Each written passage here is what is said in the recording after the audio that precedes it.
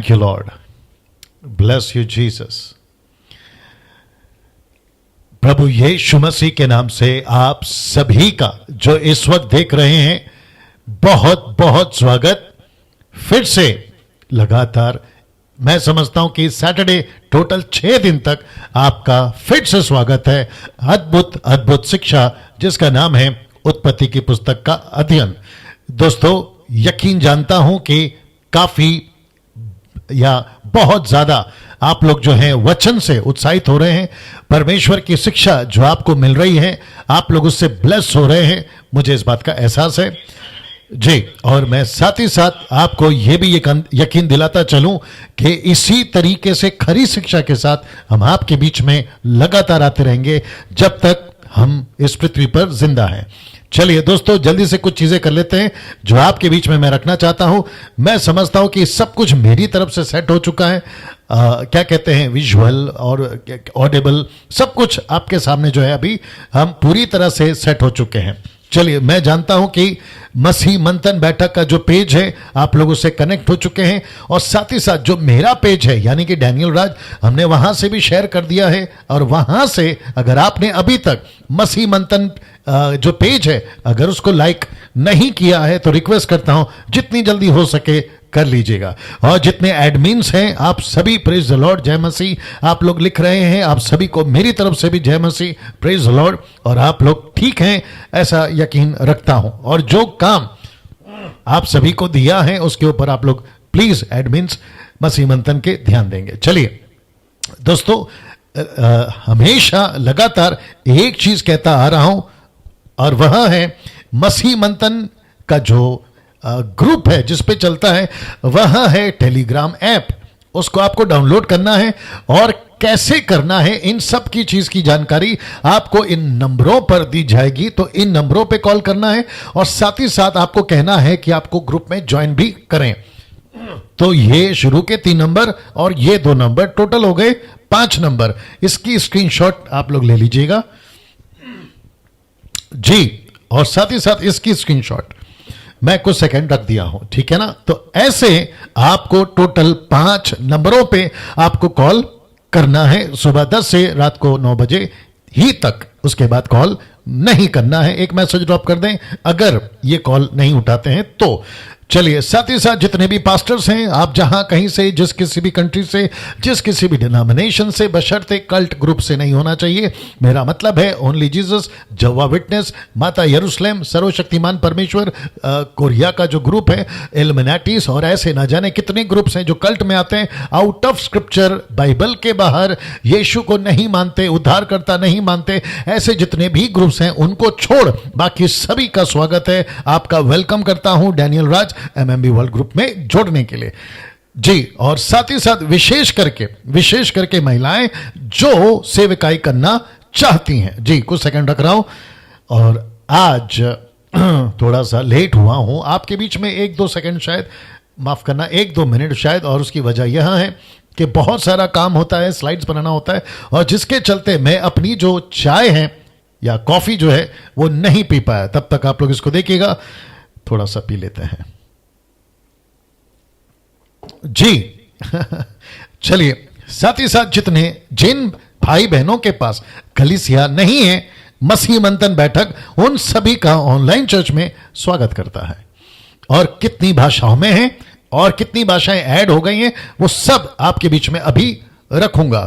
तो रिपीट करते हैं कि जिन भाई बहनों के पास कलीसिया नहीं है, ऐसा हो सकता है कि लॉकडाउन के दरमियान आपको एहसास हुआ कि पास्टर डैनियल जो शिक्षाएं हमने सुनी वो चाहे क्या कहते हैं टंग्स हो, वो चाहे खरी शिक्षाएं हो, वो चाहे सबत का विषय हो, बहुत सारी इवन दशमांश, ऐसी सभी चीजों में आपने पता लगाया है कि कहीं ना कहीं गड़बड़ है।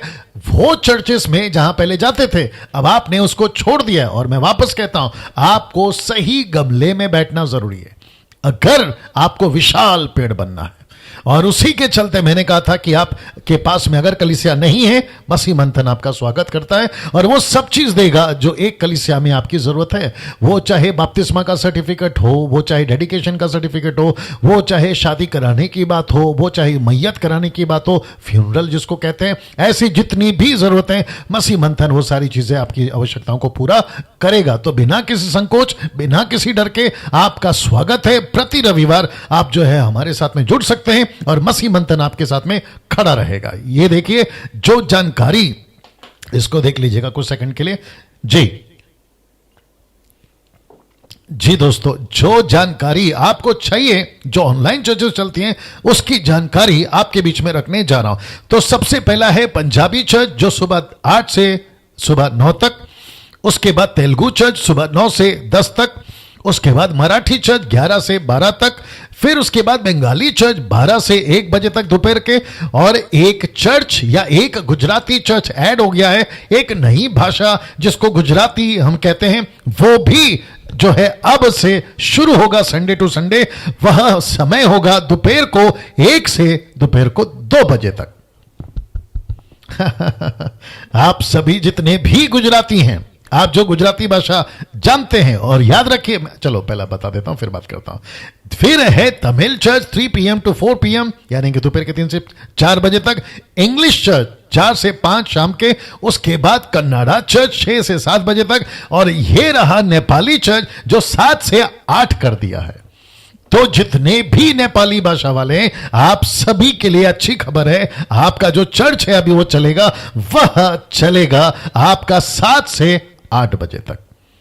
और साथ ही साथ ये भी बता दें कि सिस्टर निर्जला जो कल ट्रांसलेट कर रही थी और वो लोग वर्शिप कर रहे थे हस्बैंड एंड वाइफ, वो पूरी तरह से इस चर्च को चलाएंगे। डैनियल राज ट्रांसलेट का जो का चक्कर है वो नहीं रखेंगे। कल कुछ गड़बड़ हुई थी, उसको ध्यान में रखते हुए सिस्टर निर्जला जो है वो पूरी तरह से नेपाली चर्च चलाएंगी। अब एक बात आपके बीच में कनेक्ट करने जा रहा हूं, और वह यह है कि आप सभी सोच रहे होंगे कि pastor Daniel Punjabi church, Telugu, Marathi, Bengali, Gujarati, Tamil, English, Kannada, Nepali और मैं साथ में हिंदी, ऐसे करके टोटल 10 भाषा, काउंट करो कितना, 10 है ना। ऐसे करके आप सोच रहे होंगे कि पास्टर डैनियल ऐसा कोई फेमस चेहरा, ऐसा कोई बड़ा चेहरा, ऐसा कोई है ना प्रसिद्ध चेहरा जो है बाकी नहीं दिखता, तो हम क्या करें, कोई बड़ा फेमस लेकर आए। तो आपके नॉलेज के लिए बता दूं कि जितने प्रसिद्ध चेहरे थे, जितने फेमस चेहरे थे, और जितने सो कॉल्ड अपने आप को बड़ा कहते थे, जब गोलियात का नाटक चल रहा था ना 40 दिन, वो सब दुबक कर बैठे थे। लेकिन एक चेहरा, मजा आएगा एक ऐसा चेहरा जिसको कहते हैं दाऊद, वो उभर कर आया। ना उसके पास में कपड़े थे, ना उसके पास में तलवार थी, ना उसके पास में भाला था, ना उसके पास में प्रैक्टिस थी लड़ाई की, ना उसके पास में कोई बैक सपोर्ट था बड़ी आर्मी का, सेना का, ना वो अमेरिका का कोई कांटेक्ट था, लेकिन उसके पास में एक ही था और वो था परमेश्वर। तो इनके पास में भी यही एक है और वो है परमेश्वर। See that. तो इसका मतलब है अगर दाऊद कर सकता है उस वक्त में, ये लोग भी कर सकते हैं इस वक्त में।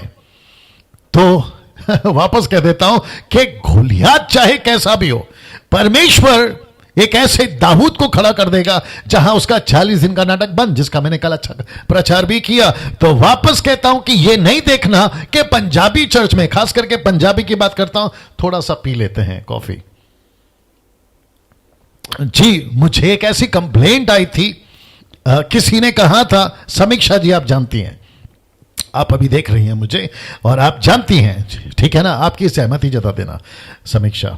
ओके, मुझसे कहा गया था कि जो पंजाबी पास्टर हैं या ब्रदर हैं वो पगड़ी पहन के प्रचार करते हैं, कोई दिक्कत नहीं है, कोई दिक्कत नहीं है।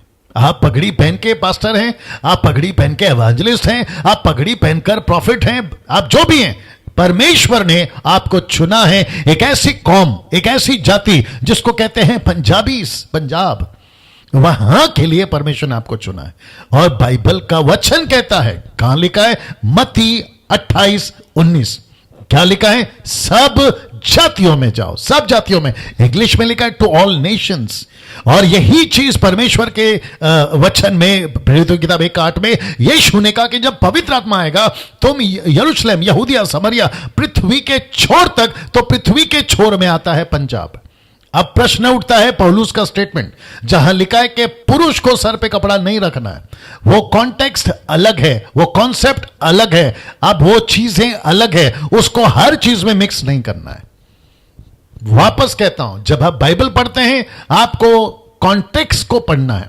पौलुस ने किस बात के लिए कहा, किस विषय के लिए कहा, कौन से दर्जे के लिए कहा और किस हिसाब से कहा, अब उसको उठाकर तो फिर प्रश्न उठता है, अगर ऐसी बात है कि प्रार्थना नहीं कर सकता, भविष्यवाणी जो कि प्रचार को दर्शाता है, फिर जितने पुरुष मोटरसाइकिल चलाते हैं, जो हेलमेट पहनते हैं ऐसे टाइम पे, तो परमेश्वर का जो दास है पौलुस, उसने उस हिसाब से नहीं लिखा ना।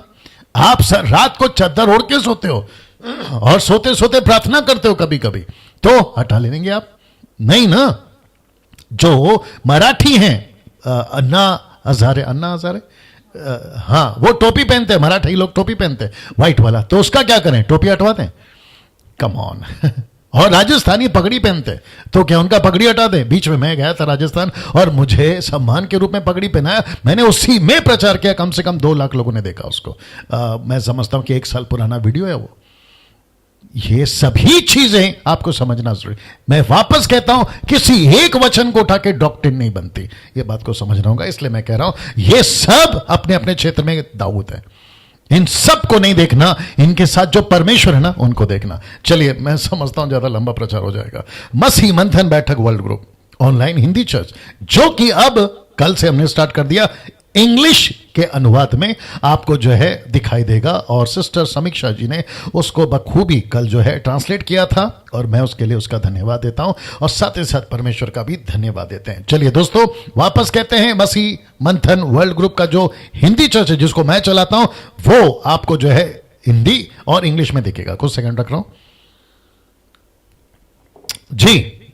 ऐसे करते हुए साथ ही साथ आपको बता दें, महिलाओं के लिए एक अच्छी खबर है, और वह यहां है कि इस रविवार, माफ करें, शनिवार से, this coming Saturday, from this coming Saturday, जो कि लिखा है कि हर शनिवार आप सभी के लिए, जितनी महिलाएं हैं जो प्रचार करना चाहती हैं, उन सभी के लिए हम मौका दे रहे हैं कि वे सभी जो मसीह मंथन की सदस्य हैं या मेंबर हैं, उन्हीं की बात कर रहा हूं, उन्हीं को मौका दे रहे हैं। और जितनी महिलाएं हैं, आपको सबसे पहले मसीह मंथन से जुड़ना होगा, क्योंकि वहां आपकी जो डॉक्ट्रिन है उसको चेक किया जाएगा। उसके बाद हम खुद, मैं डैनियल राज आपको कह रहा हूं, आपको हम प्लेटफॉर्म देंगे सुबह 10 से शाम को 7 बजे तक, ताकि आप आए, प्रचार करें। आधा घंटा प्रचार करना है, स्वागत है। 1 घंटा प्रचार करना है, स्वागत है। 15 मिनट प्रचार करना है, स्वागत है जी।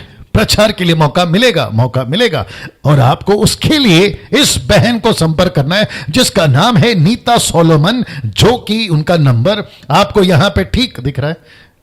ओके, यहां पे ठीक स्क्रीन पे आपको दिख रहा होगा, इसकी स्क्रीनशॉट ले लीजिएगा। और इनको आप लोग में से काफी लोग जानते भी हैं, क्योंकि ये एडमिन है और आपको काफी लोगों को उन्होंने ऐड भी किया, तो जो नहीं जानते वो सभी इनको जो है कॉल कर सकते हैं। अगर आपको परमेश्वर के वचन को प्रचार करना है, वो सभी महिला, देश विदेश जहां से भी आप हैं, आपको हम मौका देंगे प्रभु का प्रचार करने के लिए। वापस कहता हूं, डंके की चोट पे प्रचार करिए, परमेश्वर के वचन को सिखाइए। मत्ती 28 का 19 और 20, यीशु ने कहा, teach them what I have commanded.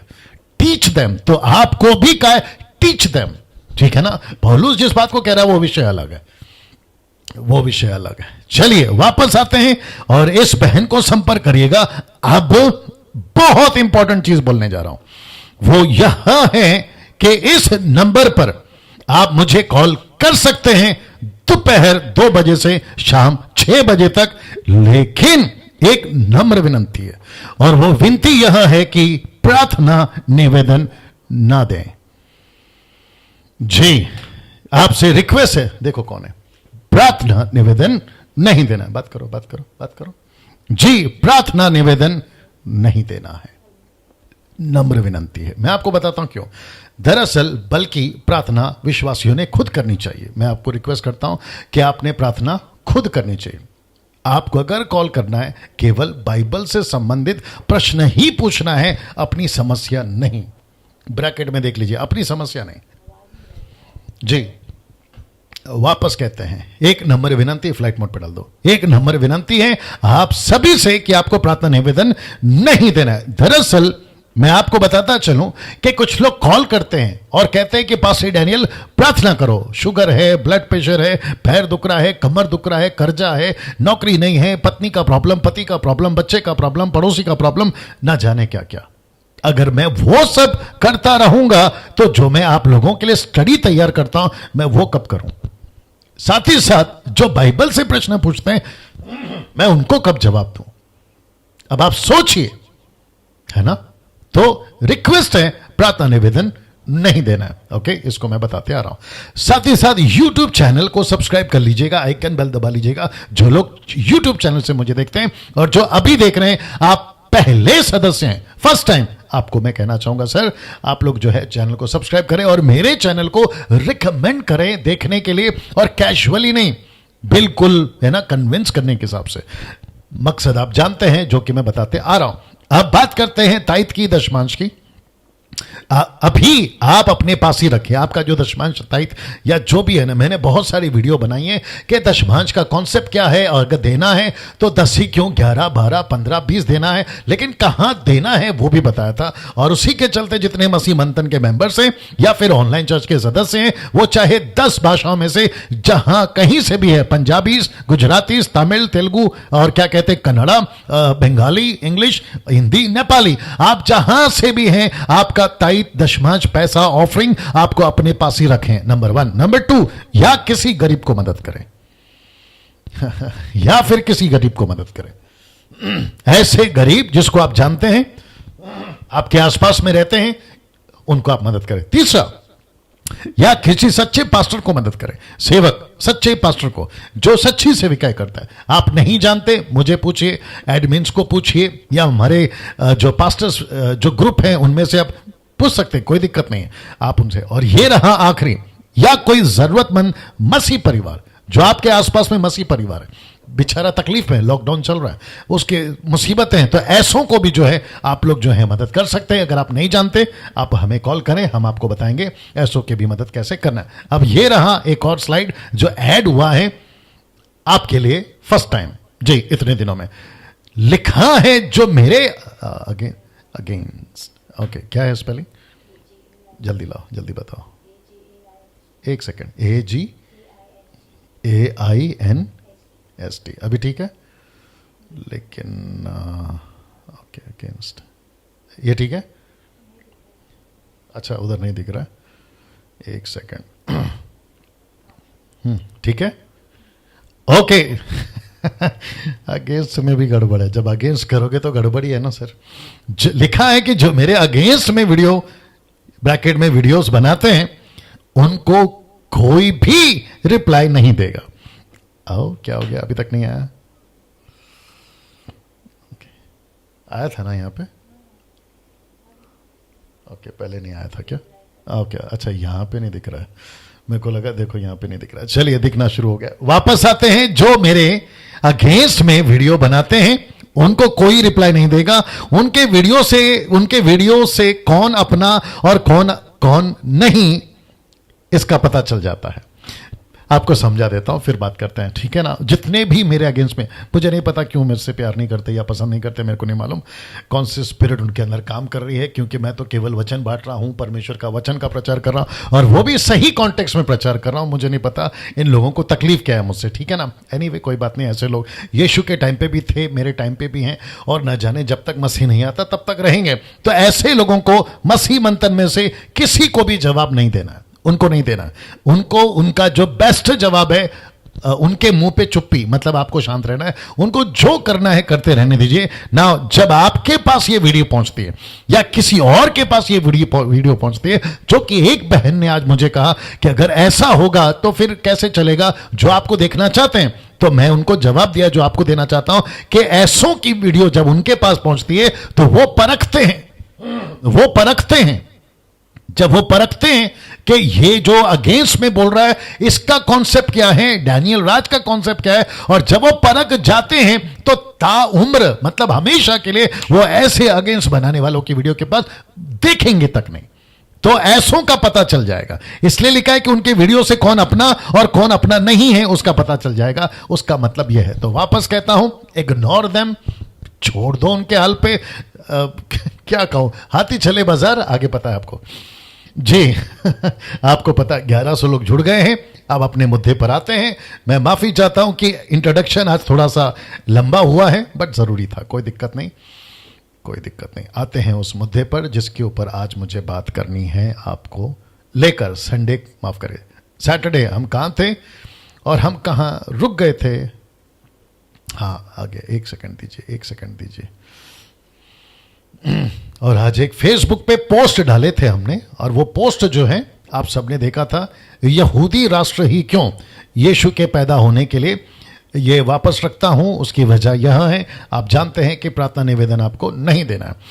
माफी चाहता हूं कि कम से कम 20 मिनट मैं समझता हूं कि इंट्रोडक्शन में चला गया, तो माफ करो, बर्दाश्त करो, जैसा ठीक लगे। चलिए दोस्तों, अब बात करते हैं चैप्टर 5 वर्स 3, क्योंकि मैंने आपको बताया था सैटरडे को कि कौन सी बातें, कैसे कनेक्शन, यीशु के साथ का कनेक्शन, वो सभी चीजें मैंने आपके बीच में बताई थी, जो कि आपको अगर याद होगा कि परमेश्वर ने कैसे जो है यीशु मसीह को हर चीज के साथ में जोड़ा, ये सभी चीजें मैं आपके बीच में उस टाइम पे रखता चला गया था। अगर थोड़ा सा और भी पीछे जाऊं जी, जो लाइन है मैं उसकी बात कर रहा था, ये सभी आपको पता होगा कि परमेश्वर अंतर करता है 2 लाइनों में।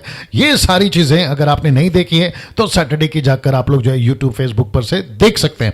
अब बात करते हैं वचन 3 की, आपके बीच में रखने जा रहा हूं। लिखा है, जब आदम 130 वर्ष का हुआ तब उसके द्वारा उसी की समानता में, उसी के स्वरूप के अनुसार एक पुत्र उत्पन्न हुआ, और उसने उसका नाम शेत रखा।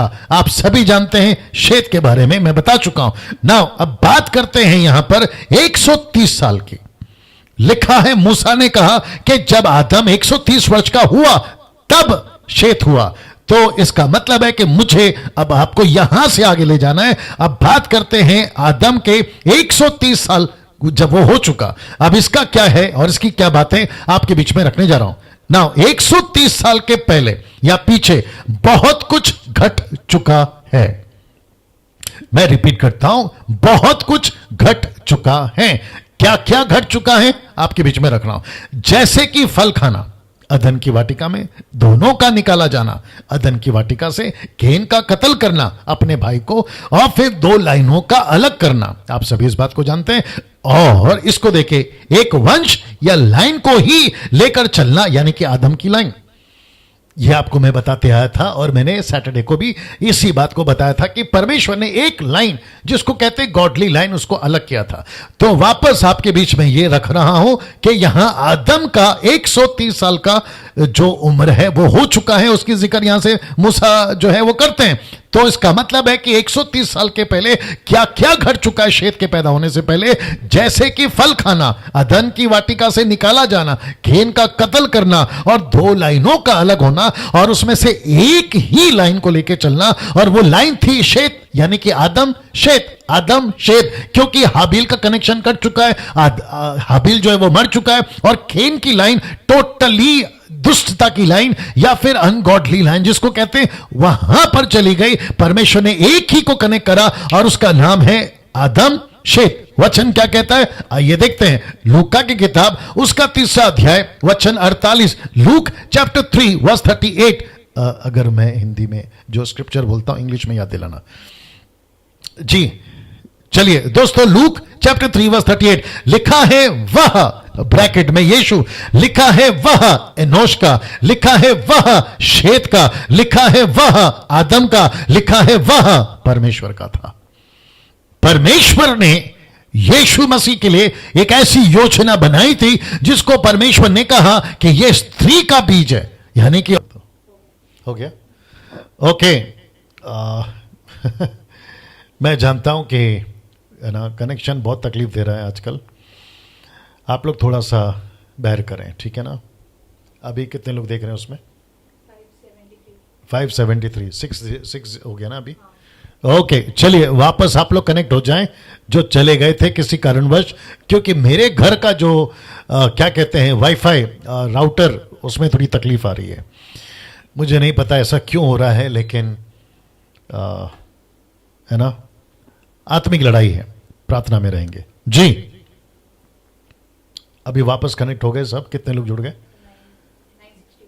ओके ओके ओके, यहाँ पे थोड़ा लेट आता है शायद। चलिए दोस्तों वापस आते हैं, अगर आप लोग देख रहे हैं, और नीचे उसको चेक करते रहो, चेक करते रहो, ठीक है ना। चलिए दोस्तों वापस आते हैं, वह एनोश का, शेत का, आदम का, परमेश्वर का। तो इसका मतलब है, एक काम करो, नीता जी को कॉल लगाओ, या एक काम करो, मैं चाहता हूं कि आप लोग ठीक से सुने, है ना, इसकी वजह से मेरी दिलचस्पी है, नहीं तो समीक्षा है शायद लाइन पे, वो देख रही थी, मेरे को दिखाई दिया। उसको पूछो सब ठीक दिख रहा है क्या, यहीं पे बात कर लो। जी दोस्तों बस एक सेकंड दीजिएगा।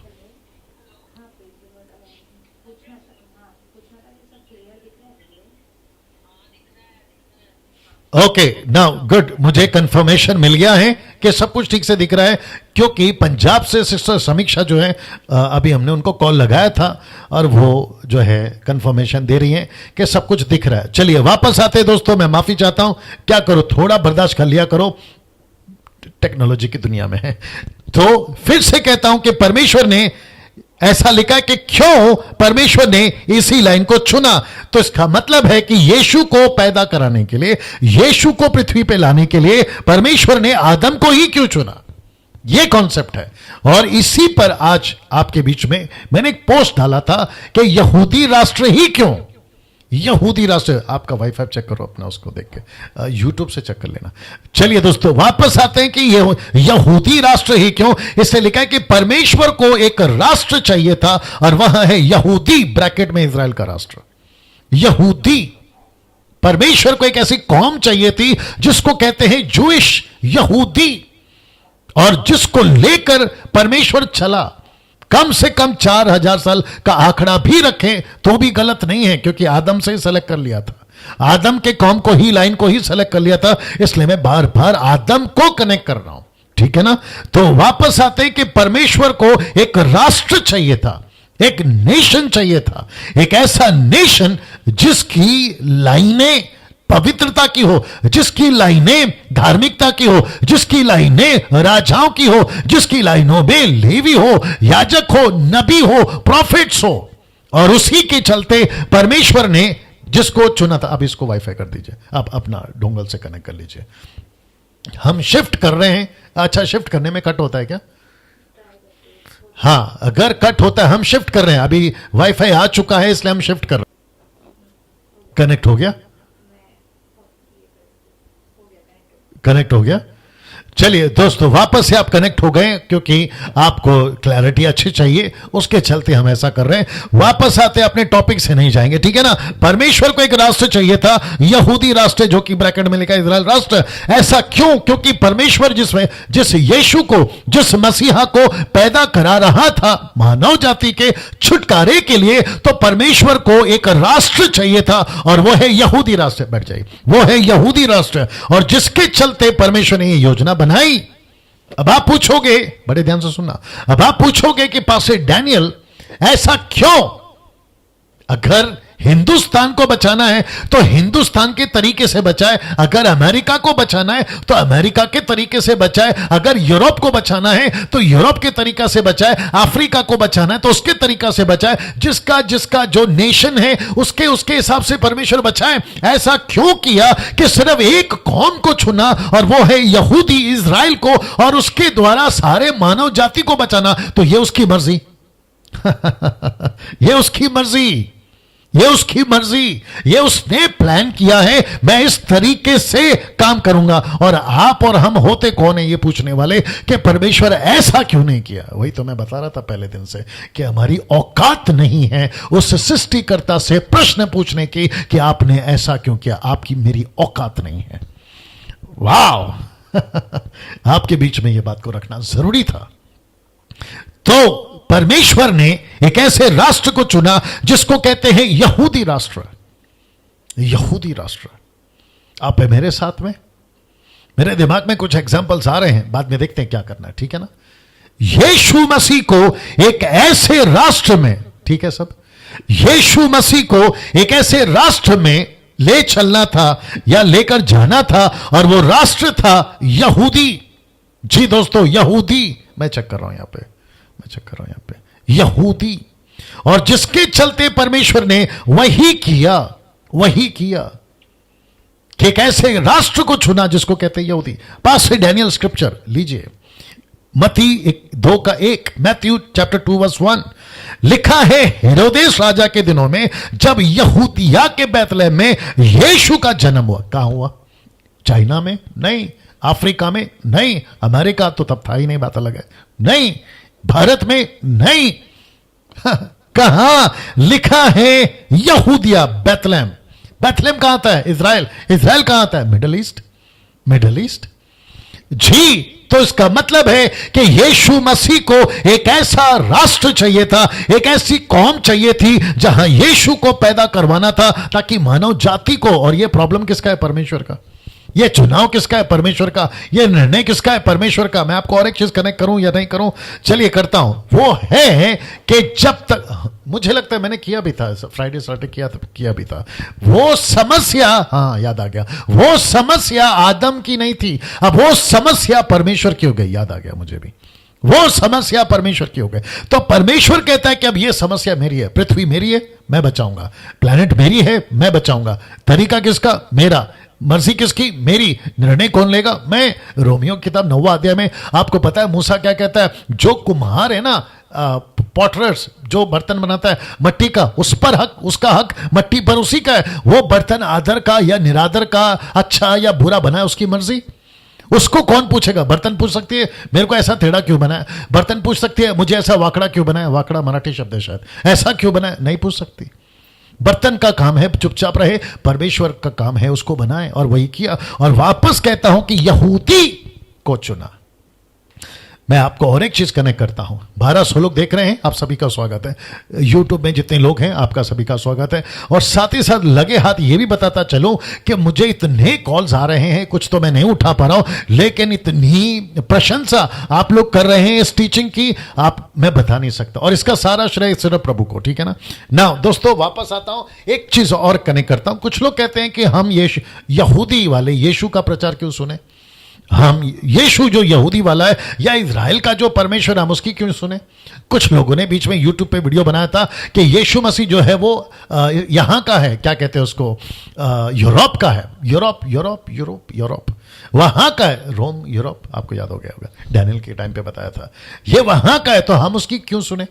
मेरे दोस्त आपको उसकी सुननी पड़ेगी अगर आपको नरक से बचना है, अगर आपको मौत से बचना है, अगर आपको पाप से बचना है, तो आपको इसकी सुननी पड़ेगी। ये ऊपर बैठा परमेश्वर, जिसको हम कहते हैं इलोहिम, जिसको हम कहते हैं ऑलमाइटी गॉड, ये उसका प्लान है। मानव जाति को बचाना ये उसका प्लान है, नहीं तो कब का खत्म हो जाता, कब का खत्म हो जाता। ये बात आपको समझना होगा, ठीक है ना। तो परमेश्वर को एक राष्ट्र चाहिए था, यहूदी राष्ट्र यानी कि इजराइल का राष्ट्र उसने चुना। और वचन है आपके बिल्कुल ठीक सामने कि यीशु का जन्म हुआ यहूदिया में। देख लीजिए, ब्लैक स्पॉट कर दिया, यहूदिया में। गलतियों 4:4, इसको भी देखते हैं क्या लिखा है, पता है, परंतु जब समय पूरा हुआ। कौन सा समय? 4000 साल वाला। आप सभी को पता है कि आदम से लेकर मूसा के बाद तक, मूसा के बाद से लेकर यीशु के आने तक, या जॉन द बैप्टिस्ट तक में भी हम बोलें, लिखा है परंतु जब समय पूरा हुआ तो परमेश्वर ने अपने पुत्र को भेजा जो स्त्री से जन्मा। लिखा है व्यवस्था के आधीन पैदा हुआ। व्यवस्था का मतलब है यहूदी। व्यवस्था किसको दी गई थी? यहूदियों को। व्यवस्था किसको दी गई थी? इजरायलियों को। और जिसके चलते मैं समझता हूं कि 2000 साल से भी पुराना ये व्यवस्था के अधीन यीशु को पैदा होना पड़ा। क्यों? एक मकसद के साथ में, वो आपके बीच में रखूंगा, इधर देख लीजिए। यहूदी राष्ट्र ही क्यों? यहूदी राष्ट्र ही क्यों? दूसरे शब्दों में, परमेश्वर को ऐसा राष्ट्र चाहिए ही क्यों था? परमेश्वर को डायरेक्ट आना था, सब खत्म करना था, एक ऐसा राष्ट्र ही क्यों? फिर कहता हूं उसकी मर्जी, फिर कहता हूं उसका योजना, फिर कहते हैं उसका तरीका। नहीं सिखा सकते उसको। मैं वापस कहता हूं आपकी मेरी किसी की भी औकात नहीं है। जो उल्टे सीधे लोग सवाल करते हैं ना कि आपके बाइबल में ऐसा लिखा है, आपका परमेश्वर ऐसा कर दिया, ये क्या नाम है इसका, सनातन धर्म वाले राहुल आर्या टाइप और जाकिर नाइक के टाइप, ऐसे न जाने कितने लोग हैं, ये सभी हमारी बाइबल से सवाल करते हैं कि ये ऐसा क्यों है। तो मैं उन सबको कहना चाहता हूं कि तुम्हारी औकात नहीं है, तुम्हारी औकात नहीं है। परमेश्वर से यह सवाल पूछने की आपकी औकात नहीं है, यह उसकी मर्जी। मैं फिर भी आपके बीच में यह बात को रख रहा हूं, यहूदी राष्ट्र ही क्यों? क्योंकि परमेश्वर को एक ऐसा राष्ट्र चाहिए था जहां परमेश्वर यीशु को पैदा कर सके। इसलिए अब्राहम, इसहाक, याकूब का परमेश्वर बुलवाना, मूसा के द्वारा इस लाइन की तैयारी करवाना, जो कि परमेश्वर ने इन सब के साथ में किया। परमेश्वर ने खुद को किसके साथ जोड़ा? अब्राहम के साथ, इसहाक के साथ, याकूब के साथ। क्यों? क्योंकि परमेश्वर वहीं से फाउंडेशन डाल रहा था। परमेश्वर वहीं से अपनी जो घटना घटेगी ना भविष्य में, उसको डाल रहा था। और जिसके चलते परमेश्वर ने एक ऐसी कौम को चुना जिसमें अब्राहम आता है, जिसमें इसहाक आता है, जिसमें याकूब आता है। और ये सब कौन थे? ये वो सब थे जो इब्रानियों 11 अध्याय में लिखा है, ये विश्वास के हीरो थे। They were the heroes of faith. ये वो लोग थे। साथ ही साथ में मूसा की क्या बात करें, जिसके द्वारा परमेश्वर ने इस लाइन को तैयार करवाया कि है ना, अपनी प्रजा को पवित्र रखना, ताकि वो मूर्ति पूजक ना बन सके, उनको पवित्र रखना। उसके चलते वो मूर्ति पूजक ना बन सके। क्योंकि उस वक्त में और आज भी, मैं इसको कनेक्ट करना चाहूंगा, उस वक्त भी और आज भी आप पवित्रता का काम इस प्लैनेट के ऊपर बड़े जोरों से चल रहा है। वो चाहे मूर्ति पूजा के क्षेत्र में हो, वो चाहे भ्रष्टाचार के क्षेत्र में हो, वो चाहे जादू टोना के क्षेत्र में हो, वो चाहे इल्यूमिनाटीज का जो कॉन्सेप्ट चल रहा है आजकल उसके क्षेत्र में हो। ऐसी बहुत सारी चीजें, पाप के क्षेत्र में, व्यभिचार के क्षेत्र में, नशा के क्षेत्र में, कत्ल के क्षेत्र में, वो सब कुछ चल रहा है। लेकिन परमेश्वर को एक ऐसा कौम चाहिए था जो पवित्र रख सके, मूर्ति पूजा से दूर। और यही वजह है व्यवस्था विवरण उसका 6:4 में, द बुक ऑफ डिटरनॉमी चैप्टर 6:4 ऐसा लिखा है कि परमेश्वर ने इजरायली को कहा, खबरदार अगर तुम यहोवा को छोड़ किसी और को मानो, क्योंकि इस प्लेनेट के ऊपर एक ही परमेश्वर है और वो है यहोवा। किसको कहा? इजरायलियों को। लेकिन वो था कौन? एलोहिम। वो था कौन? पिता, पुत्र, पवित्र आत्मा। लेकिन ओनली जीसस वाले, जवा विटनेस वाले इस बात को नहीं समझते हैं, इस बात को नहीं समझते कि वो कौन था जो ये, और इसके पीछे मकसद क्या था।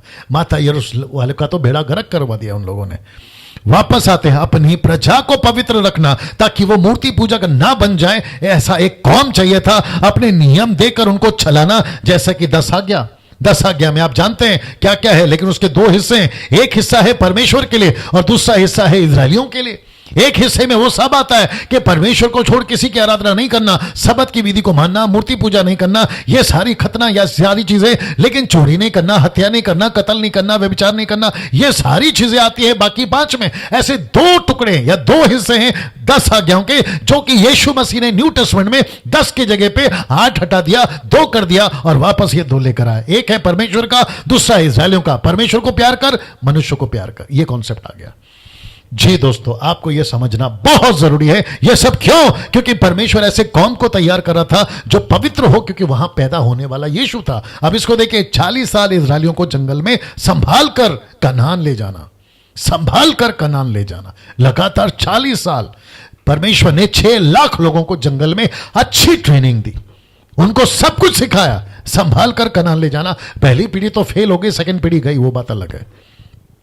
अब इसको देखिए, वो चाहे लेवी हो, याजक हो, राजा हो, नबियों के द्वारा यीशु की बातें करना, इन सब के द्वारा यीशु की बातें करिए। लेवी को क्या कहते हैं ना, एक इशारा दिया था, याजक को एक इशारा दिया था, राजाओं को एक इशारा दिया था, जिसमें से राजा दाऊद ने यीशु की पैदा, यीशु की मरण, यीशु की जी उठने की चर्चाएं की हैं भजनों की किताबों में। यह सब सिग्नल देता था, क्योंकि यीशु के द्वारा ही परमेश्वर मानव जाति को बचाएगा। तो एक ऐसी कौम चाहिए था। Can you believe this? Listen, अगर यीशु खुद को कहता है कि मैं वो मसीहा हूं, तो उसका सपोर्टर कौन होगा? एक कौम। अगर यीशु कहता है मेरे बारे में लिखा है, तो कहां लिखा है? वो एक कौम। यीशु ने क्या कहा? मेरे बारे में भविष्यवाणी हुई है, मेरे बारे में कहा गया है, मेरे बारे में ऐसा बोला है, मेरे बारे में वैसा बोला है। उसके लिए चाहिए था कौम, और उसको चुना इजराइल को, यहूदी को। इसलिए तो यीशु मसीह कह सका ना, कोई तो है जो मेरा बैकअप है, कोई तो है जो मेरी गवाही दे रहा है, कोई तो है जो मेरा विटनेस है। अब आपको बुरा लग सकता है, आपको मतलब कुछ लोगों को जो यीशु को नहीं मानते, ये एक रात का पैदा हुआ पत्थर नहीं है जिसके आगे तुम अपना सर झुका देते हो। अब इससे ज्यादा और क्या बोलूं, क्योंकि समझदार को इशारा काफी है। मैं रिपीट कर दूं, यीशु मसीह एक रात में पैदा हुआ पत्थर नहीं है जिसके आगे तुम अपना माथा टेक दो। यह ऐसा कोई बाबा नहीं है, यह ऐसा कोई तस्वीर नहीं है, यह ऐसा कोई लकड़ी पत्ता प्लास्टिक नहीं है, पेड़ के ऊपर पेड़ के नीचे, पहाड़ के ऊपर पहाड़ के नीचे, पानी के ऊपर पानी के नीचे। यह ऐसा नहीं, यह वो है जिसके पीछे एक बहुत बड़ा बैकग्राउंड है। ये वो है जिसके पीछे एक बड़ी इतिहास है। ये वो है जिसके पीछे एक बड़ी गवाही है। वो लेवी, याजक, राजा, नबियों ने, सबने यीशु की चर्चा की है। क्या बात करते हैं, सी दैट। और यही वजह है कि मसीहत, बाइबल, यीशु और यीशु को मानने वाले इतने यूनिक और इतने हटकर और इतने अलग क्यों हैं, और हमारी बातें सबसे मैच नहीं करती। और यही वजह है कि लोग हमको पसंद भी नहीं करते। देख लो वापस गया क्या, वहां पे चेक करिए, चल रहा है ना।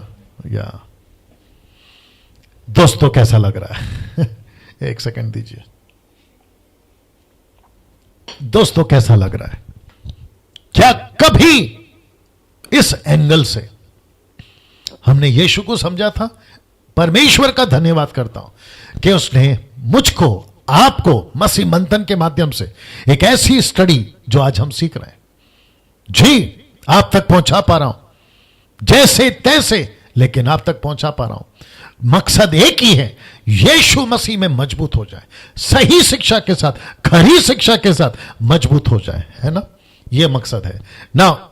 मैं आपको प्रूफ देता हूं कि कहां कहां पौलुस ने यीशु की चर्चा करी है। 1 कुरिन्थियों 10:4 लिखा है कि सब ने एक ही आत्मिक जल पिया, 40 दिन के जंगल की यात्रा में पिया, क्योंकि वे उस आत्मिक चट्टान से पीते थे। लिखा है वे किससे पीते थे? आत्मिक चट्टान से पीते थे जो उनके साथ साथ चलती थी, और वह चट्टान मसीहा था।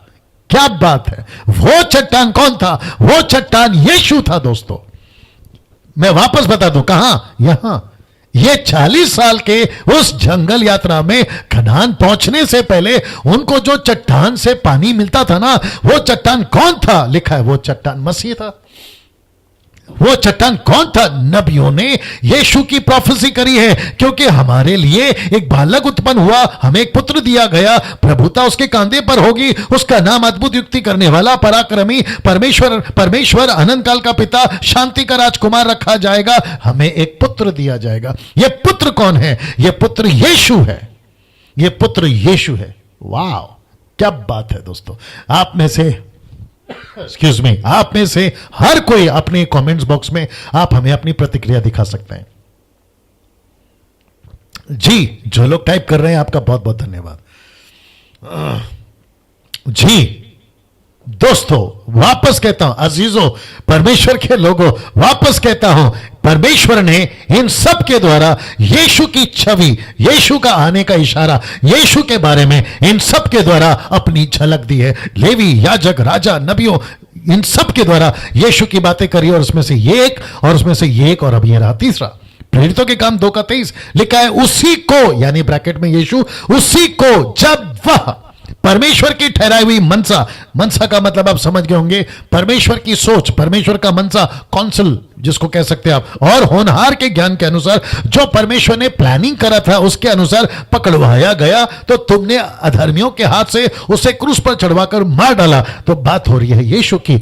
उसी को जब परमेश्वर ने अपनी योजना के तहत, आप देख लीजिए, होनहार ज्ञान के अनुसार, अपनी मनसा के अनुसार, आप इसको देखिए, जो कि द मैसेज ट्रांसलेशन, जो कि इंग्लिश में लिखा है दिस जीसस, मेरे को अच्छा लगा ये वाला, दिस जीसस, जिसको मैं आगे कंटिन्यू करूंगा, फॉलोइंग द डेलिब्रेट का मतलब आप समझते होंगे, योजना के साथ में, this Jesus following the deliberate and will without plan of God, and will without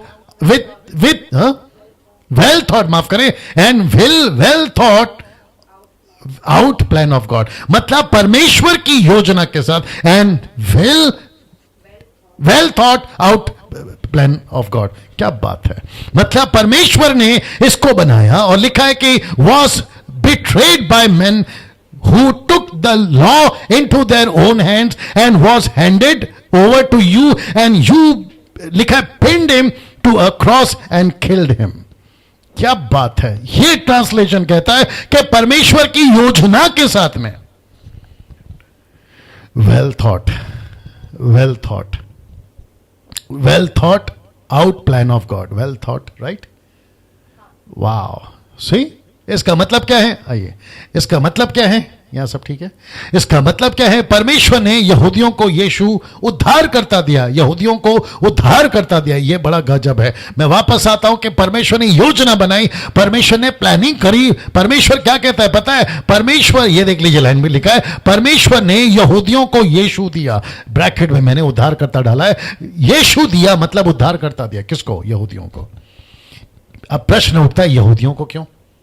मैंने पोस्ट डाला था कि यहूदी राष्ट्र ही क्यों, इज़राइल का राष्ट्र ही क्यों? आज भी यह बात कई लोगों के मुंह से निकलती है, यीशु मसीह तो यहूदियों का है, यीशु मसीह तो यूरोप का है, यीशु मसीह तो इज़राइल का है। No no no no no, मैं कनेक्ट कर रहा हूं। लिखा है परमेश्वर ने यहूदियों को यीशु दिया था, यानी कि उद्धार करता दिया था। अब जरा प्लान देखिए, लिखा है ताकि वहां से पूरी दुनिया में, मैं रिपीट करता हूं, ताकि वहां से पूरी दुनिया में इस बात का प्रचार हो। यह मेरे को बहुत अच्छा लगता है। अब यहां पे आ रहा है ग्रेट कमीशन, मैं आपके बीच में कनेक्ट कर रहा हूं। 1200 लोग देख रहे हैं, आप लोग जो यूट्यूब पे देख रहे हैं, मैं रिक्वेस्ट करता हूं शेयर करते जाइए, वॉच पार्टी करते जाइए और प्रभु की महिमा के लिए इसको जितना शेयर कर सकते हैं करते चले जाएंगे। चलिए वापस आते हैं। लिखा है परमेश्वर ने यहूदियों को यीशु दिया था। क्यों यीशु दिया? इसके मुताबिक, क्योंकि प्लान किया था, योजना बनाई थी, आदम का लाइन को ही चुनूंगा,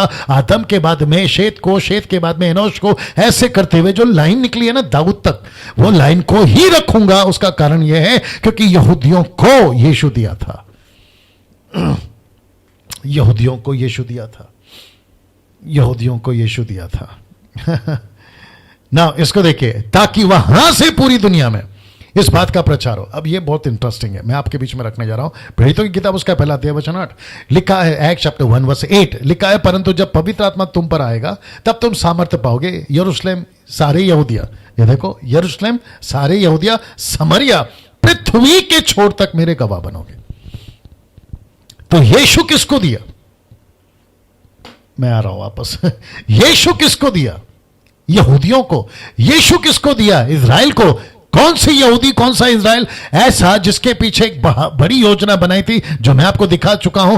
उस योजना में लेवी थे, याजक थे, राजा थे, नबी थे। उनको पहले से इशारा दिया गया था, मसीहा पैदा होगा, क्राइस्ट पैदा होगा, अनॉइंटेड वाला पैदा होगा, एक पुत्र पैदा होगा। दानियल की किताब में भी मैं इसका जिक्र कर चुका हूं कि कैसे दानियल ने प्रोफेसी करी थी कि एक मसीहा पैदा होगा, उसको काटा जाएगा, वो तीसरे दिन जी उठेगा। इन सब की बातों का एक प्रूफ, एक गवाह, एक विटनेस, आई विटनेस, एक गवाह होना चाहिए। इसके लिए परमेश्वर ने यहूदियों को चुना, आदम की लाइन को चुना। जब आप लोग बाइबल का प्रचार करते हैं ना आज की तारीख में, हिंदुओं को, मुस्लिम को, बुद्धिस्ट को, क्या कहते हैं, चाइनीज को, इन सबको जब आप, अफ्रीकन्स को, अमेरिकन को जब आप प्रचार करने जाते हैं ना, तो दिमाग में सबसे पहले एक ही, और ये कीड़ा पता नहीं किसने घुसाया, शैतान का ही काम है। वो कहता है कि अरे यीशु मसीह तो हमारा नहीं है। यस और नो, ये प्रश्न आता है कि नहीं? यीशु तो हमारा नहीं है। तो फिर मैं वही कह रहा हूं कि बात तो सही है, आपके कौम में पैदा नहीं हुआ, आपके भारत में पैदा नहीं हुआ, आपके अमेरिका में, यूरोप में, अफ्रीकन में पैदा नहीं हुआ, लेकिन यीशु मसीह यहूदियों में पैदा हुआ, यहूदियों के द्वारा पैदा हुआ, यहूदियों के लिए पैदा हुआ, क्योंकि उसको सारे मानव जाति को बचाना था। तो वहीं से तो आएगा ना सर, कहीं ना कहीं से तो आएगा ना, तो वहीं से आएगा ना जहां से उसने प्लान किया। हद हो गई यार। और फिर बीच में गड़बड़ क्या हो गया, मैं वो भी बता देता हूं। जब तीसरी सदी में, यानी कि 3rd सेंचुरी में, जब कॉन्स्टेंटाइन को, जो कि रोम का एम्परर था, जब उसको पता चला, क्योंकि उसको दर्शन मिला, उसको प्रकाशन मिला, तो उसने डिक्लेयर कर दिया कि क्रिश्चियनिटी इज अ रिलीजन और उसने ये भी कह दिया कि ये रोम का रिलीजन है। बस वहां से जो थप्पा, वहां से जो क्या कहते हैं ना, दिमाग में एक लेबल आ गया कि यीशु मसीह क्रिश्चियन का भगवान है, और क्योंकि यीशु मसीह क्रिश्चियन का भगवान है तो वो सिर्फ यूरोप का होगा, रोम का होगा, बस ये ईसाइयों का होगा, सबका नहीं। लेकिन ये नहीं था परमेश्वर की योजना। आगे आपकी मर्जी साहब, इससे बेहतर मैं और क्या समझाऊं आपको। और यही वजह है कि आपके गलियों में, आपके सड़कों में, आपके गांव में हम जैसे लोग आते हैं और यीशु का प्रचार करते हैं, क्योंकि परमेश्वर ने यहूदियों को यीशु दिया था उद्धारकर्ता के रूप में, ताकि वहां से, यानी कि यहां से, वहां से, इस जगह से यीशु का प्रचार पूरी दुनिया में। वो कहां लिखा है वो भी बताता हूं, प्रेरितों की किताब, उसमें लिखा है कि पूरी दुनिया में यीशु का प्रचार होगा। मत्ती 28:19। अब ये पावरफुल है। मैं चाहता हूं कि थोड़ा सा वक्त आज ज्यादा जाएगा, बट कोई दिक्कत नहीं, बर्दाश्त करेगा। लिखा है, इसीलिए तुम जाकर सब जाति के लोगों को चेला बनाओ, उन्हें पिता पुत्र पवित्र आत्मा के नाम से बपतिस्मा दो, उन्हें सब बातें जो मैंने तुम्हें आज्ञा दी है मानना सिखाई, उनको मानना सिखाओ। इसका मतलब क्या है, ब्लैक में देख लीजिएगा, सब जातियों के या सब जाति के लोगों को। ऐसा क्यों? वापस आता हूं, ऐसा क्यों? क्योंकि यीशु चाहता था कि अब मैं जी उठा हूं, मैंने मृत्यु पर जय पाली है, मैं जी उठा हूं, मैं सच्चा परमेश्वर हूं, मुझे छोड़ कोई परमेश्वर नहीं है। इसका प्रचार सिर्फ यहूदी में नहीं, सिर्फ इजराइलियों में नहीं, सिर्फ रोम में नहीं, सिर्फ यूरोप में नहीं, बल्कि पूरी दुनिया में। और पूरी दुनिया से मेरा मतलब है, यीशु ने कहा सब जातियों में। इंग्लिश में लिखा to all nations, to all nations, सब जातियों में। इसलिए तुम जाकर, ये जो शब्द है ना तुम, इसमें पुरुष भी है, और ये जो लिखा है ना तुम, इसमें स्त्री भी है। मैं वापस आ रहा हूं क्योंकि ये मुद्दे पे मेरे को कॉल्स भी आते हैं और कहते हैं कि पास्टर डैनियल आपने कहा था कि लेडीज पास्टर बन सकती है। मैं वापस कहता हूं बन सकती है। लेडीज प्रचार कर सकती है। मैं वापस कहता हूं कर सकती है। क्या लेडीज टीचिंग दे सकती है? मैं वापस कहता हूं दे सकती है। मैं वापस कहता हूं जी, मैं वापस कहता हूं। आपने कौन सी बाइबल कॉलेज करी मेरे को नहीं मालूम, आप कौन सी डिग्री लेकर बैठे हो मुझे नहीं मालूम, आप कहां का बैनर लेकर प्रचार कर रहे हो मुझे नहीं मालूम, लेकिन मेरे पास में एक ही डिग्री है, मेरे पास में एक ही बैनर है, मेरे पास में एक ही सर्टिफिकेट है, मैं एक ही कॉलेज से पढ़ता हूं, और वो कॉलेज का नाम, डिग्री का नाम, सर्टिफिकेट का नाम एक ही है, और वो है पवित्र आत्मा। लो बात कर लो अभी। पवित्र आत्मा। और इसलिए तो लिखा है पहला यूहन्ना 2:27 में, 1 जॉन चैप्टर 2:27 में लिखा है कि वो पवित्र आत्मा, वो अभिषेक, वो पवित्र आत्मा जो तुम्हारे अंदर है ना, वो तुमको सिखाएगा। बाहर से सीखने की जरूरत नहीं है। मैं बाइबल कॉलेज के खिलाफ नहीं हूं, लेकिन हटाओ यार, उसको कौन बात करेगा अभी। तो वापस आते हैं सब जातियों के लोगों को, तो पुरुष और स्त्री दोनों को जाना है। और क्या लिखा है? सिखाना है। देखो लिखा है सिखाओ। मैं भारत के बाहर जितनी भी महिलाएं, आपको इस वचन के वसीले से, with the help of this scripture, मैं आप सभी को कहना चाहता हूं, डंके की चोट पे सेवा करो। किसी के बाप से डरने की जरूरत नहीं है। मैं वापस कहता हूं, नहीं डरना। आपको जवाब इनको नहीं देना है, आपको जवाब यीशु को देना है। जब यीशु बोलेगा बेटी मैंने तुझे मत्ती 28:19 दिया था, तूने इसको फॉलो क्यों नहीं किया, तब आप बोलोगी नहीं नहीं प्रभु जी, मेरे पास्टर ने रोक दिया, मेरे प्रिंसिपल ने रोक दिया, बाइबल कॉलेज का प्रिंसिपल, मेरे अलाने ने रोक दिया, मेरे फलाने ने रोक दिया। मेरे को तो है ना परंपराओं से यह सिखाया गया है कि लेडीज जो है चर्च में चुपचाप बैठे, जबकि ये वही औरत है जो बच्चे को पैदा करती है और बड़ा करती है। ये वही औरत है जो उसको बुढ़े पर तक में भी साथ देती है, कभी बीवी बनकर, कभी बहन बनकर, कभी मां बनकर। आप मेरे बात को समझ रहे हैं जी? घर चला लेती है, तुमको वहां तकलीफ नहीं होती। आपके बच्चे को संभाल लेती है, तुमको वहां तकलीफ नहीं होती। आपका पूरा स्कूल संभाल लेती है, तुमको वहां तकलीफ नहीं होती। तुम्हारे ऑफिस को संभाल लेती है सेक्रेटरी बनकर, वहां तुमको तकलीफ नहीं होती। लेकिन जैसे ही तुम्हारी पुलपिट पे आके खड़ी हो जाती है तो तुमको यहां तकलीफ होती है। हद होती है यार। वो गधी थी जिसने बिलाम को अक्कल दी, वो मछली थी जिसने योना को पेट में रखा, और वो कबूतरी थी जो योना के बोट, नूहा के बोट में थी, जो वापस आई खबर लेकर। वापस आता हूं, ऐसा लिखा है सब जातियों में। अब इसको देखो, अब लिखा है ना दिस, मैंने इंग्लिश में बताया ना दिस जीसस, लिखा है अब ये यीशु यहूदियों का नहीं है। आज की बात कर रहा हूं। अब लिखा है ये यीशु यहूदियों का नहीं है, तो ये किसका है? और लिखा है ना किसी विशेष जाति का। अब लिखा है ये यीशु सबका है। मैं वापस कहता हूं, मैं जितनी जोर से इसको चिल्लाकर बोल सकूं उतनी जोर से चिल्लाकर बोलना चाहता हूं, ये यीशु यहूदियों का नहीं है, ये यीशु विशेष जाति का नहीं है, ये यीशु सबका है। ये हिंदू का है, ये मुस्लिम का है, ये सिख का है, ये ईसाई का है, ये बुद्धिस्ट का है, ये पारसी का है, ये जैन का है, आदिवासी का है, किसी भी दुनिया का कौम का आदमी क्यों ना हो, बशर्ते आदमी इंसान हो, यीशु सबका है। अब आप पूछोगे ऐसा क्यों? आपको रेफरेंस देता है। पहले गलती किताब उसका 3 अध्याय वचन 28, the book of Galatians chapter 3 verse 28 लिखा है, अब ना कोई यहूदी रहा ना यूनानी, ना कोई दास ना स्वतंत्र, ना कोई नर ना नारी, क्योंकि तुम सब मसीह यीशु मसीह में एक हो। कोई यहूदी का चक्कर नहीं। इसलिए ब्रैकेट में या ब्लैक स्पॉट में मैंने यहूदी लिखा है। यूनानी का मतलब है ग्रीक, ग्रीक का मतलब है ग्रीस, ग्रीस का मतलब है गलीलियन, गलीली का मतलब है रोम, रोम का मतलब है यूरोप। तो यीशु यूरोप का नहीं रहा, यीशु यहूदियों का नहीं रहा, यीशु इजराइल का नहीं रहा, अब वो सबका है। वापस रखता हूं, वो सबका है। और इससे ज्यादा क्या सफाई दें? क्या कभी इस बात को समझे थे? मैं उत्पत्ति की किताब से यीशु को हाईलाइट क्यों कर रहा हूं? क्योंकि वहीं से लाइन शुरू होती है यीशु की, वहीं से लाइन शुरू होती है। अब इसको देखो, यह बहुत इंटरेस्टिंग है। जब आदम 130 वर्ष का हुआ, तब उसके द्वारा उसकी समानता में उसी के स्वरूप के अनुसार एक पुत्र उत्पन्न हुआ। उसने उसका नाम शेत रखा। इसको देखिए, शेत के जन्म के पश्चात लिखा है, शेत के जन्म के पश्चात आदम 830 वर्ष जीवित रहा, उसके और भी बेटे बेटियां उत्पन्न हुई। चैप्टर 5 में इसका मतलब है आदम और हव्वा ने अपने 930 साल की उम्र में कितने बेटे बेटियां पैदा किए, इसका रिकॉर्ड नहीं है। इसका रिकॉर्ड नहीं है।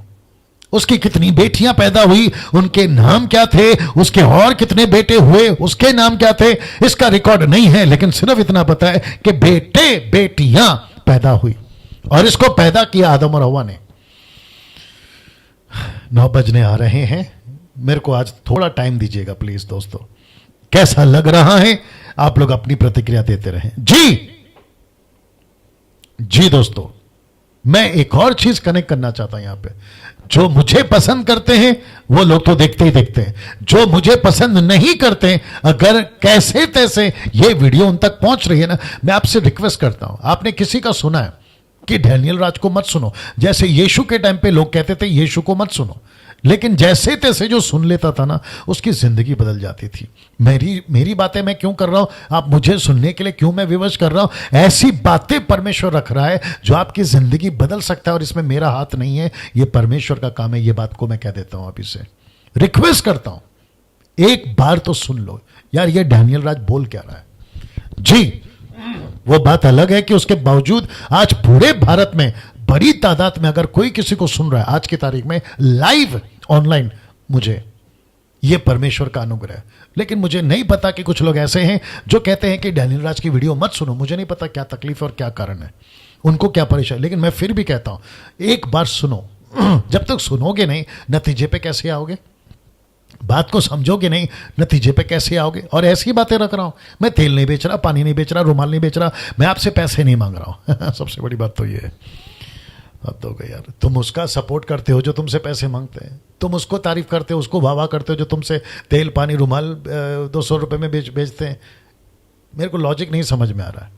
सोचो सोचो सोचो, घर बैठे सोचो ना। वापस आते हैं कि 930 साल तक की उम्र में इसने कितने बेटे बेटियां पैदा की, इसके रिकॉर्ड हमारे पास में नहीं है, पता नहीं है हमें, ठीक है ना। अब आते हैं इस मुद्दे पर, क्योंकि आज के मेरे स्टडी में 9 बज चुके हैं, 9:01 हो गए हैं। मेरी स्टडी में आज आदम मर रहा है, वो मर गया। आज के स्टडी में, इस अध्याय में, इस 5:5 में, चैप्टर 5 वर्स 5 में आदम मर रहा है। कैसे? देख लीजिए, लिखा है इस प्रकार आदम की कुल आयु 930 वर्ष की हुई, तत्पश्चात आदम मर गया। यानी कि वो मर गया, आदम मर गया। आदम मर गया। ये जो शब्द है ना, मर गया, मेरे को नहीं लगता कि ये कभी चाहा होगा कि मैं मर जाऊं। ये कभी नहीं चाहा होगा। लेकिन मूसा इसको लिखता है, देख लीजिए। अब यहां से एक ऐसी बात मूसा लिखना शुरू करता है जिसको कहते हैं मौत, डेथ, मृत्यु, मौत। वाह, मौत ठीक है हिंदी शब्द, या जिसको कहते हैं डेथ, मैं कल से स्टार्ट करूंगा कि कौन पैदा हुआ, कितना साल जिंदा रहा, मर गया, कौन पैदा हुआ, कितना साल जिंदा रहा, मर गया, पैदा मर गया, पैदा मर गया। इसलिए लिखा है कि मूसा कह रहा है, यहां से एक ऐसी बात मूसा लिखना शुरू करता है जिसको कहते हैं मौत, डेथ। लेकिन मुझे समाप्त करना है इस आदमी के साथ। आज इसको मारना है। किसको? आदम को। चैप्टर की बात कर रहा हूं, कहानी में इसको मारना है। आदम तो बहुत पहले मर गया, वो बात अलग है ना। इसको मारना है मेरे स्टडी में, आपके हिसाब से इसको मारना है। लेकिन मैंने चुनाव किया, या फिर आपको समझाने के लिए मैंने ये शब्द को लिया जिसको कहते हैं मृत्यु। मैंने जानबूझ के इसको पीले में रखा है क्योंकि मरने के बाद में आदमी पीला हो जाता है। एक ऐसा वचन है, आइए देखते क्या कहता है। रोमियो की किताब उसका 5:14 लिखा है, तो भी आदम से लेकर मूसा तक। कहां से कहां तक? आदम से लेकर मूसा तक मृत्यु ने उन लोगों पर भी राज्य किया। तो मृत्यु ने कहां से कहां तक? आदम से लेकर मूसा तक। क्योंकि मूसा ने फिर व्यवस्था लाई, तो वहां पे परमेश्वर ने लोगों को जो है एक ऐसी मौत से मरने नहीं दिया। 120 साल की उम्र का मौत रखा था, फिर उसके बाद में तो मरना ही, वो बात अलग है। लेकिन आदम से लेकर मूसा तक, ऐसा क्यों? आदम से लेकर मूसा तक, है ना। तो आदम को काउंट किया है, मूसा तक, और मूसा के बाद में व्यवस्था, फिर उसके बाद में अनुग्रह, फिर उसके बाद में एक ही पीरियड है और वो है न्याय का।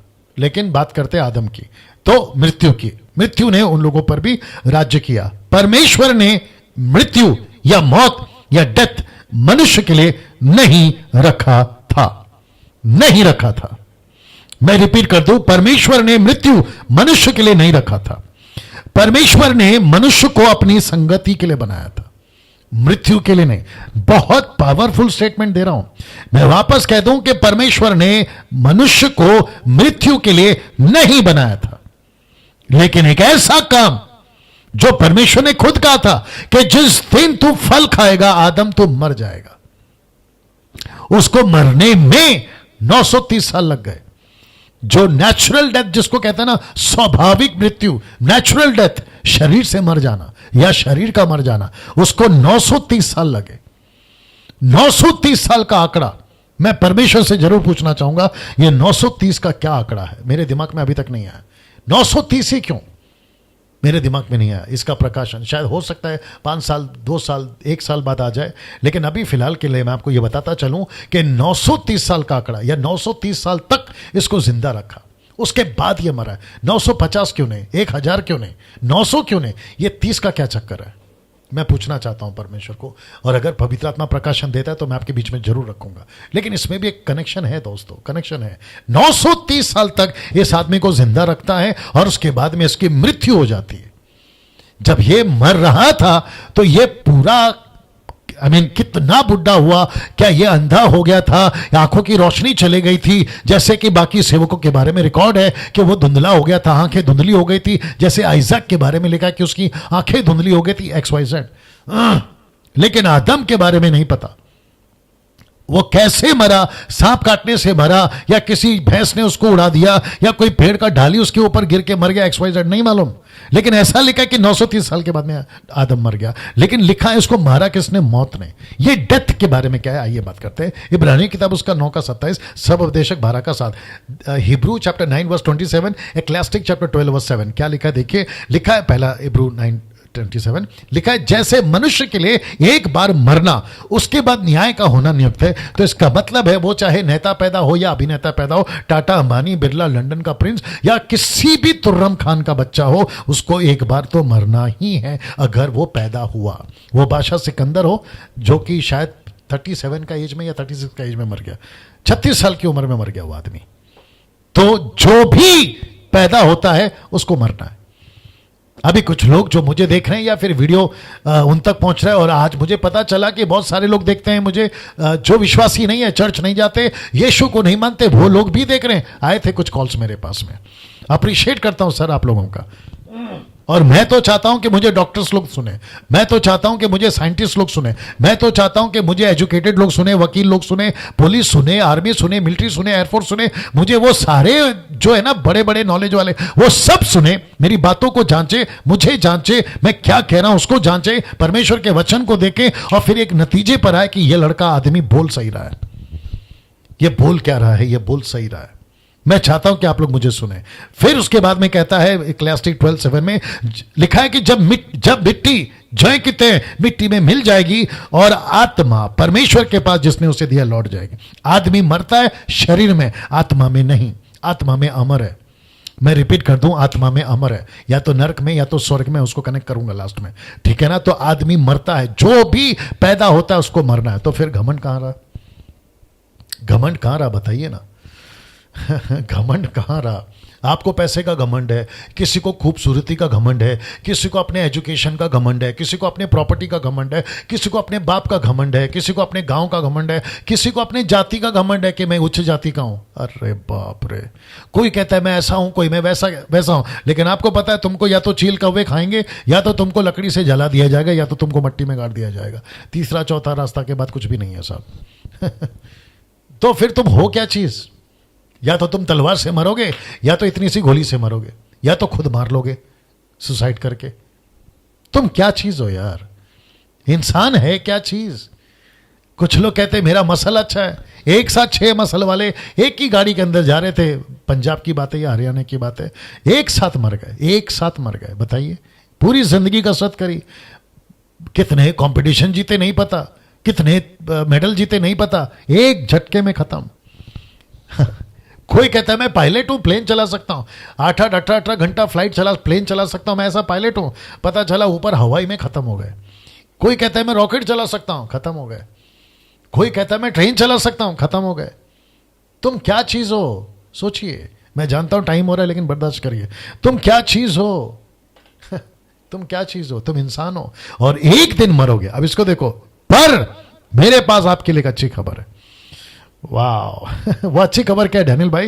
वो अच्छी खबर यह है कि कुलुसियों की किताब उसका 2:13 था, बुक ऑफ कोलिशियंस चैप्टर 2:13 लिखता है, उसने तुम्हें भी जो अपने अपराधों और अपने शरीर की खतना रहित दशा में मुर्दा थे उसके साथ जिलाया और हमारे सब अपराधों को माफ किया। तो यीशु मसीह ने हमको मुर्दों में से, जो पाप के चलते मर गए थे, जो आदम में मर गए थे, हमको जिंदा किया। और आपको पता है, वाह मजा आएगा इसको देखिए, आपको पता है प्रकाशित वाक्य 1:18 रेवलेशन चैप्टर 1:18 क्या कहता है? मैं मर गया था, यीशु बोल रहा है खुद, मैं मर गया था, अब देख मैं युगानुयुग जीवित हूं, मृत्यु और अधोलोक की कुंजियां, keys of the death, the keys of the hell मेरे पास है। क्या बात है। क्या बात है। इसका मतलब है कि यीशु के पास में नरक की चाबी है, यीशु के पास में मौत की चाबी है। किसको कैसी मौत आएगी ये यीशु तय करेगा। आज थोड़ा सा टाइम मांग रहा हूं, आज थोड़ा सा टाइम मांग रहा हूं, क्योंकि ये बहुत इंटरेस्टिंग टॉपिक है। मेरे साथ में बने रहिए और खूब शेयर करिए जैसे ही अपलोड हो जाएगा यूट्यूब और फेसबुक पर, ठीक है ना।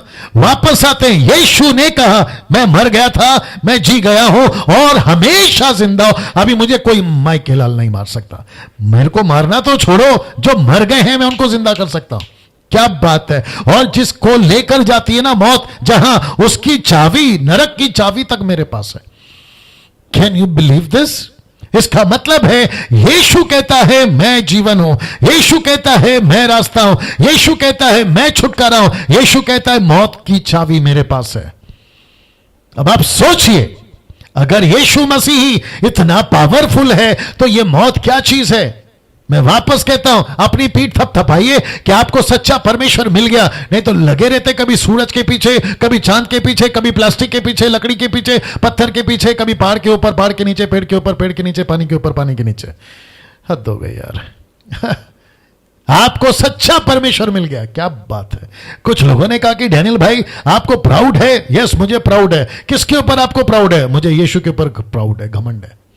मुझे यीशु के ऊपर घमंड है। मेरी पढ़ाई का तो मैं बता चुका हूं और बार बार बोलने में कोई दिक्कत नहीं है। इस यीशु को हम मानते हैं, इस यीशु का मैं प्रचार करता हूं, इस यीशु को आप सुनते हैं। क्या बात है।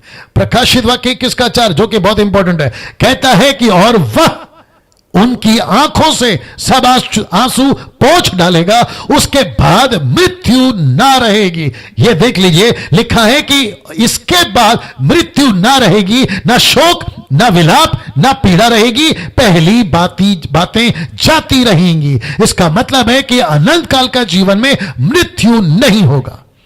मैं रिपीट कर दूं, अनंत काल के जीवन में मृत्यु नहीं होगा, और जो नरक में जाएगा वहां भी मृत्यु नहीं होगा, क्योंकि आदमी यहां भी अनंत काल जिंदा रहेगा, नरक में भी अनंत काल जिंदा रहेगा। अब आपको चुनाव करना है कि तड़प तड़प के जीना है या सुकून से जीना है, इसलिए यीशु को अपनाना जरूरी है। क्या बात है, यीशु को अपनाना जरूरी है।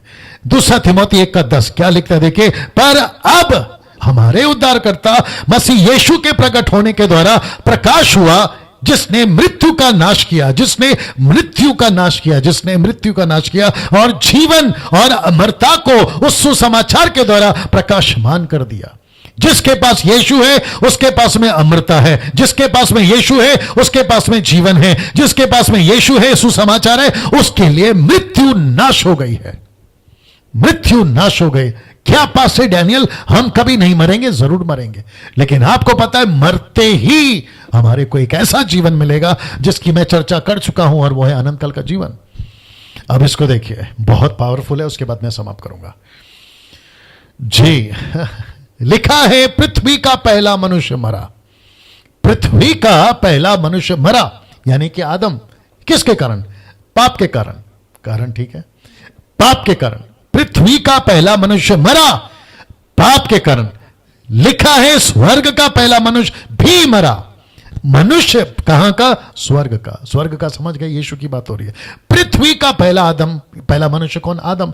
स्वर्ग का पहला मनुष्य कौन? यीशु। लिखा है, पृथ्वी का पहला मनुष्य मरा पाप के कारण, स्वर्ग का पहला मनुष्य मरा पाप के कारण। आप देख रहे हैं सिमिलैरिटी? मैं रिपीट कर दूं कि पृथ्वी का पहला मनुष्य आदम मरा पाप के कारण, स्वर्ग का पहला मनुष्य यानी कि यीशु मरा, वो भी पाप के कारण। अब इसको देखिए, पृथ्वी के पहले मनुष्य की लाइन से नहीं छूटे तो उसका पाप मृत्यु पक्का लाएगा। मैं रिपीट कर दूं कि पृथ्वी के पहले मनुष्य की लाइन यानी कि आदम की लाइन से अगर नहीं छूटे तो उसका पाप मृत्यु पक्का लाएगा, क्योंकि पाप की मजदूरी तो मृत्यु है। रोमियो की किताब उसका 6:23 में फिर कहता है, अगर स्वर्ग के पहले मनुष्य से जुड़ गए, स्वर्ग के पहले मनुष्य से जुड़ गए तो उसका बलिदान मृत्यु से पक्का छुड़ाएगा, परंतु परमेश्वर का वरदान प्रभु यीशु मसीह में अनंत काल का जीवन है। यही वचन कहता है। क्या बात है दोस्तों, अजीजों, परमेश्वर के लोगों, कैसा लग रहा है? कैसा लग रहा है? सोचिए, वो मृत्यु जो आदम पर राज करी, वो मृत्यु जो उसके पीढ़ियों पर राज करी, वो मृत्यु जो मूसा तक राज करी उसके बाद भी, लेकिन बीच में व्यवस्था ने संभाला था। लेकिन अब तो गजब है, अब तो गजब है। अब तो ऐसा है कि यीशु कहता है कि जो मेरे पास में है, मैं कहता हूं उसको जीवन दूंगा, क्योंकि मृत्यु की चाबी यीशु के पास में है। कैसा लग रहा है इसको देख लीजिए, और मैं यहां पे अभी समाप्त करने वाला हूं। आज 9:15 बज गए और आप लोग बिल्कुल 1200 लोग टकाटक या टकटकी लगाकर देख रहे हैं। आपको अप्रिशिएट करता हूं। क्या बात है दोस्तों। यहां से कल इसके आगे का वचन यानी कि वचन 6 आपके बीच में रखूंगा। आदम मर चुका है, आज आदम की कहानी समाप्त हो गई है। आज 19वां दिन चल रहा है, कल 20वां दिन है। उसके बावजूद भी आपको देख लीजिए 5वां अध्याय समाप्त नहीं कर पा रहा हूं, लेकिन आपको यह जरूर बताऊंगा कि बाकी के 30 दिन बचे हुए, इसमें मैं पूरा 50 अध्याय कंप्लीट करूंगा, यह तो पक्का है। चलिए, आपको कैसा लगा मुझे बताइएगा कल कॉल कर और साथ ही साथ इसको खूब शेयर करिएगा, क्योंकि ऐसी सच्चाई, ऐसी सत्य की बातें परमेश्वर आपको मसीह मंथन के पेज से मुहैया करवा रहा है, उसका खूब फायदा उठाइए। प्रभु आपको आशीष दे। कल ठीक 8 बजे फिर मुलाकात होगी। याद रखो, चैनल को सब्सक्राइब करिए, आइकन बेल दबाइए, मसीह मंथन के पेज को लाइक करिए, मसीह मंथन के साथ में जुड़िए, क्योंकि यह मसीह मंथन मसीह के देह में बड़ा बड़ा इंपैक्ट, प्रभाव डालने जा रहा है। प्रभु आपको आशीष दे।